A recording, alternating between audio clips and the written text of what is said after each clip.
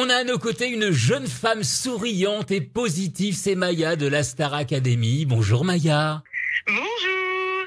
Alors tu seras à Saint-Étienne avec toute la troupe, ce sera le 11 mai prochain. Tu es originaire de Valence, si je me trompe pas, depuis Oui. toute jeune. Ta passion c'est le chant, la musique, tu adores ça. Ouais. Et tu as passé donc un casting pas du tout classique, on m'a raconté, puisque tu devais partir en Grèce, en Erasmus, c'était un peu compliqué. Raconte-nous un petit peu ce casting qui fut quand même décalé. Ouais, alors oui, c'est sûr que mon casting était différent de celui des autres. J'imagine. En fait, déjà, j'ai pas forcément postulé pour participer à l'émission. On m'a trouvé vraiment avec un hasard de dingue sur les réseaux. Je postais pas, mais on m'a repéré sur un copain qui postait des trucs. Et en fait, on me dit, tu veux participer à l'émission? Mais c'est-à-dire que sur les réseaux sociaux, tu chantais? T'avais des vidéos où tu chantais? Non, même pas. Non, même pas. Ok. Même pas. Donc c'est vraiment hasard de dingue. Et oui, donc on m'a dit, veux-tu participer à l'émission? Moi j'ai dit, j'adorerais, mais bon, je vais partir en Erasmus, en Grèce, donc c'est compliqué, quoi.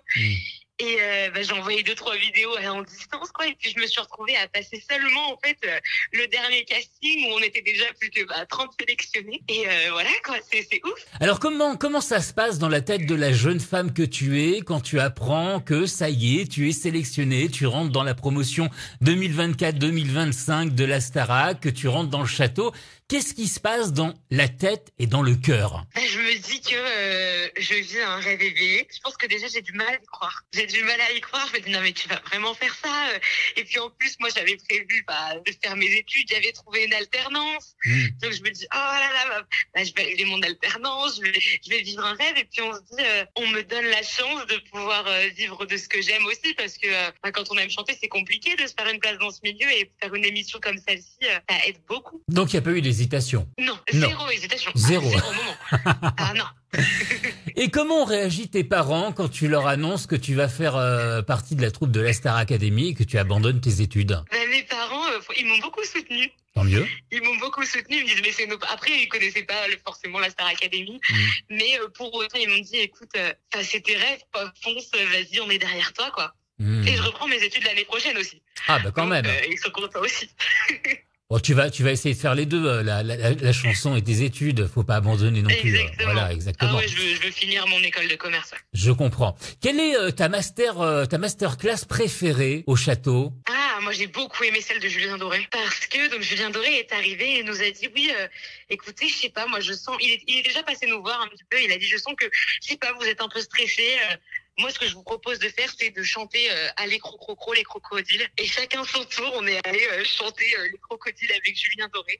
Et c'est un exercice qui m'a fait du bien et qui était totalement loufoque en plus, mais on en avait besoin dans ce qu'on était en train de vivre. Mais alors moi, je trouve que vous vous ressemblez un petit peu parce que lui aussi est solaire, il peut être drôle, il peut être décalé. Et je trouve que tu l'es un peu décalé aussi, toi. Oui, un petit peu.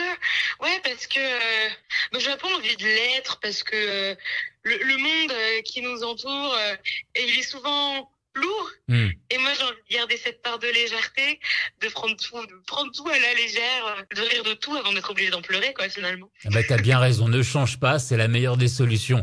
Ton meilleur souvenir au château? Mon meilleur souvenir, je pense que c'est quand j'ai appris que j'étais... après, ça, c'est sur un prime. Est-ce que ça compte? Est-ce que j'ai le droit de dire un souvenir au prime? Oui, bien sûr, bien sûr. C'est quand j'ai appris que j'étais sélectionnée pour la tournée. C'est fort quand même comme sensation quand on apprend ça. Ouais, on n'y croit pas. On réalise pas, mais on se dit en fait c'est fou parce que je vais continuer mon rêve, quoi, un petit peu. Donc c'est génial, c'est notre objectif en vrai. En rentrant à la Star Academy, je pensais que j'allais partir première semaine. Je m'imaginais même pas gagner, mais alors là la tournée c'était trop cool. Et le moment le plus drôle au château, le moment où tu as ri mais aux éclats? Je me rappelle d'une soirée où on ne pouvait plus s'arrêter de rire. Ouais. Mais le problème, c'est que je ne sais même plus pourquoi. Je crois que c'était Franck qui faisait un peu n'importe quoi. Ouais. Et qui nous faisait rire, et on s'arrêtait pas, et on se jetait par terre et tout, je me rappelle. Ah. Mais je me souviens même plus pourquoi on rigolait. Mais c'était Franck qui faisait le débile.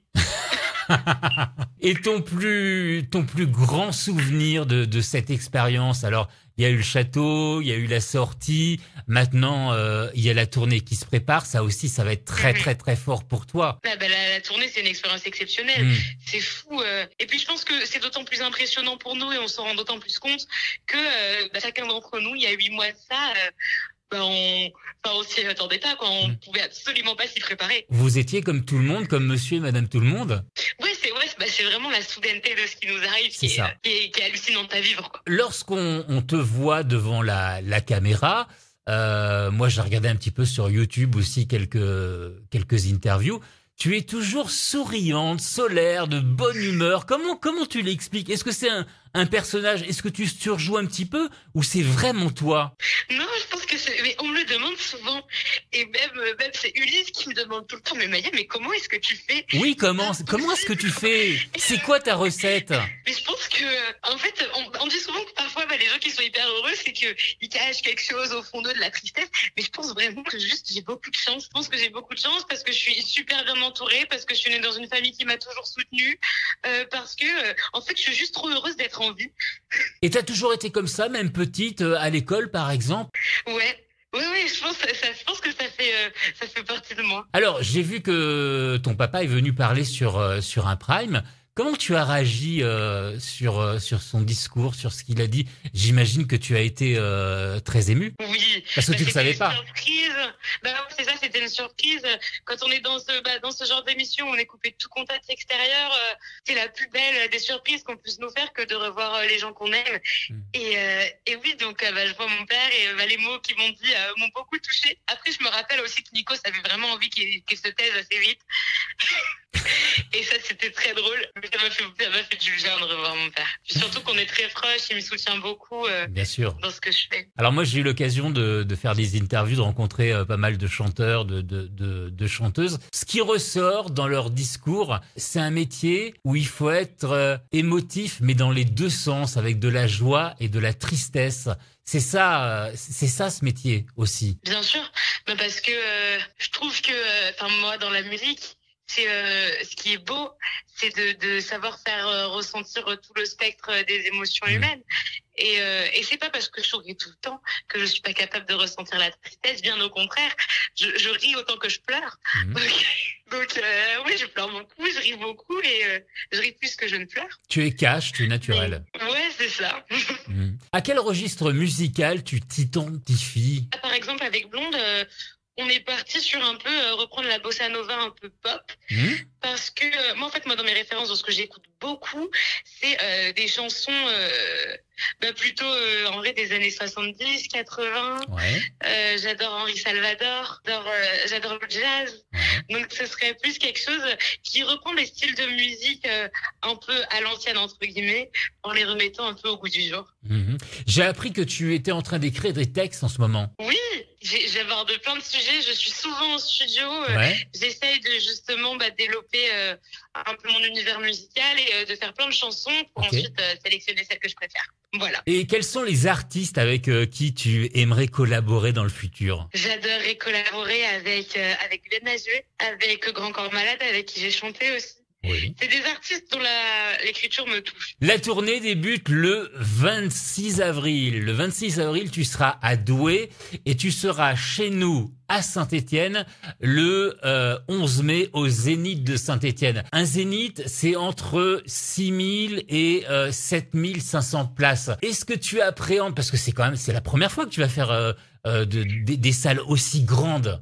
Alors en fait, là, on a fait une petite pause. Ça reprend le 26 avril, mais on a déjà fait plusieurs salles, plusieurs zéniths et tout depuis février. Donc au début, on appréhende beaucoup, mais c'est tellement bien parce que les gens sont tellement adorables avec nous, ils sont là pour nous soutenir. C'est un sentiment ouf de rencontrer son public comme ça. Il y a eu du stress pour la première quand même? Est-ce qu'il y a eu du stress? Il y a eu oui, en vrai, pour la première, beaucoup de stress parce que en plus, étant donné que nous, en fait, la Star Academy, c'est derrière sa télé, on n'avait jamais été vraiment confrontés à notre public. Bien sûr. Donc il y a ça qui rajoute du stress et puis on se dit en fait on veut juste permettre aux gens de passer un bon moment, d'oublier ce qui se passe dans leur quotidien et on espère que tout ça va produire l'effet escompté, quoi. Alors je sais que quand tu es sorti du château, tu as rallumé ton téléphone, tu as été sur Instagram et tu as vu qu'au niveau des followers, ça a explosé, beaucoup de gens te suivent aujourd'hui.